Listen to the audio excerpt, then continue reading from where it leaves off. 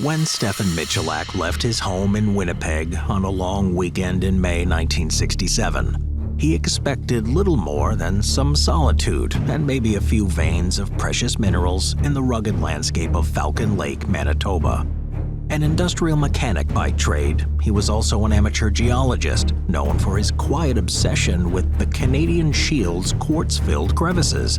By the time he returned home, his life and the lives of his family had changed forever. Michalak's alleged encounter with a UFO has since become one of Canada's best documented and most contentious UFO sightings, remaining a mystery that lingers in the minds of both believers and skeptics.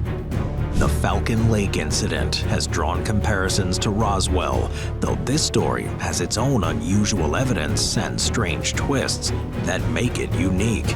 Even more than half a century later, the bizarre events of that day continue to haunt and fascinate.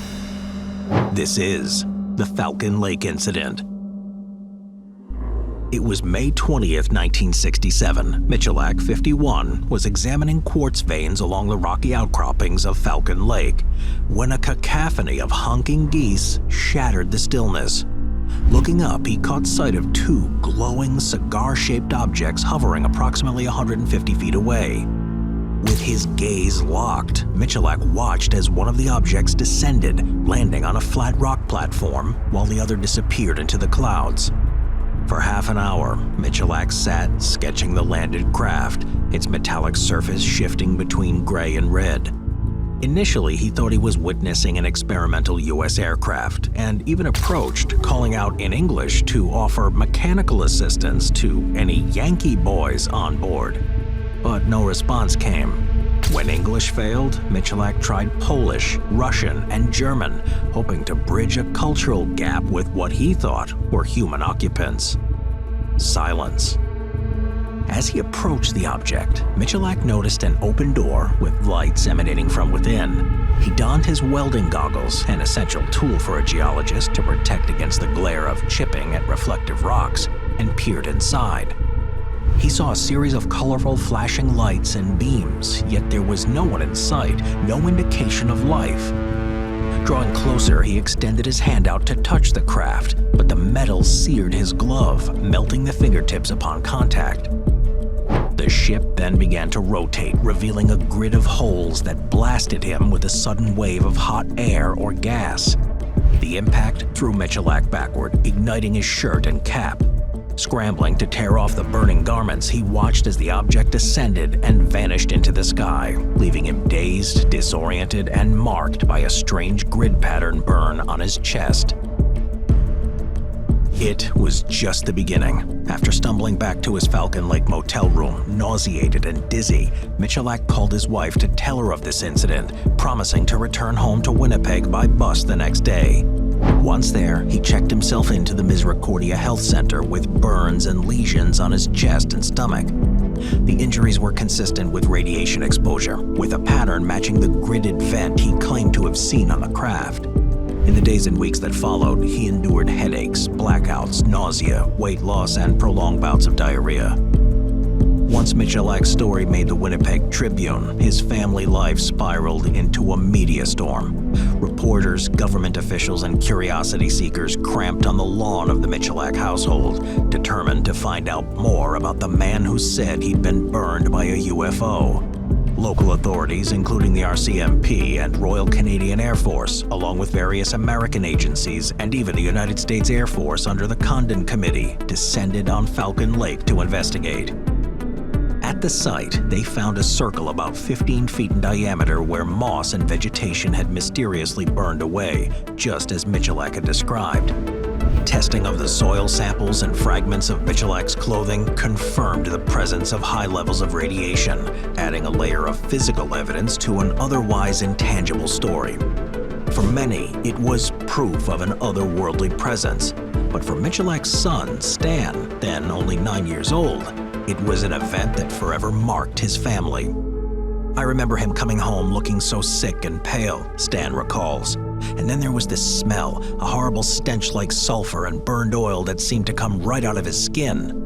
50 years later, Stan and UFO researcher Chris Rakowski co-authored When They Appeared, a book chronicling the life-altering impact of that strange May afternoon. Even today, Stan remains torn between skepticism and belief, both intrigued and frustrated by the mystery that forever altered his family life. Though the media labeled him Canada's UFO guy, Stefan Michalak never claimed he'd seen aliens. The UFO he encountered, he insisted, was a piece of secret military technology, though he had no concrete explanation as to why or how it was operating in the Canadian wilderness. He lived with the regret of ever telling his story, recounting to his son how he wished he'd kept quiet. But his sense of moral duty, perhaps as a vestige of his time as a military policeman in Poland before immigrating to Canada, compelled him to report what he'd seen. "If something happens, you report it," he once told his son, echoing a philosophy that shaped his life. But reporting came at a cost. As journalists and strangers bombarded their home, Stefan's wife, Maria, struggled to maintain a sense of normalcy for her family. The ridicule and skepticism took their toll, with Michalak's sanity questioned, his family privacy invaded, and his son harassed at school. "It just flipped our lives over," Stan said, noting that his father's story had never changed one iota in all those years. Indeed, despite numerous investigations, the story held up under scrutiny. Items found at the landing site, including Michalak's burned glove, his shirt, and pieces of radioactive metal melted into the cracks of the rock, were analyzed by the RCMP. Their lab tests confirmed abnormal radiation levels, though the exact cause was left undetermined. To this day, a single piece of that metal remains in Rakowski's possession, its faint radioactivity a relic of the encounter. The skeptics, of course, had their theories. Some suggested Michalak's injuries were a result of a drunken accident, while others alleged he had staged the encounter to discourage competitors from prospecting in the area. A bartender at the Falcon Motor Hotel claimed Michalak had consumed 5 beers the night before his alleged encounter, but no one reported smelling alcohol on him during the investigation. Some thought that the burns might have come from an accident with hot metal or equipment, but no alternate explanation fully accounted for the radioactive soil and metal fragments found at the site. Others, including John B. Alexander in the Journal for Scientific Exploration, attributed Michalak's burns to an allergic reaction rather than radiation exposure. But the scars, the inexplicable recurring burns on Michalak's body that sometimes reappeared without warning, refused to align neatly with any of these theories. If Michalak had hoaxed it all, as his son later remarked, then he was a freaking genius. Years after the encounter in 1968, Michalak went to the Mayo Clinic where doctors conducted a thorough investigation. The verdict? Stefan Michalak was of sound mind, with no history of fabricating stories or indulging in fantasies. The medical examination failed to explain his injuries, and the psychological evaluation confirmed he was as level-headed as any blue-collar worker could be. Unlike Roswell, where official records have been lost, the Falcon Lake Incident remains well documented. Approximately 300 pages of official records, RCMP and Canadian Armed Forces reports, American files, and Mayo Clinic correspondence detail the investigations surrounding the case. Some Canadian experts even argue that Falcon Lake, rather than Roswell, deserves recognition as the world's best documented UFO case.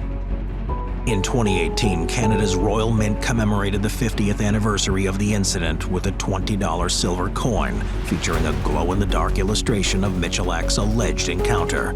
Just 4,000 of these coins were minted, each depicting Michalak, hands raised, shielding himself from the grid-shaped blast that scarred him for life. Today, Falcon Lake's so-called UFO landing site remains a tourist draw. Visitors can take a UFO tour led by the Imrie family, owners of Falcon Beach Ranch, which encompasses the area. For those intrigued by the mystery, it's a chance to stand on the same rocky ledge where Michalak claimed to have seen the impossible. Michalak died in 1999, taking the same story he had always told to his grave.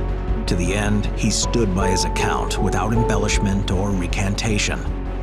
If you asked him what it was, he could describe it in intimate detail, but he would never say, "Oh, it was definitely extraterrestrial," Stan recalls.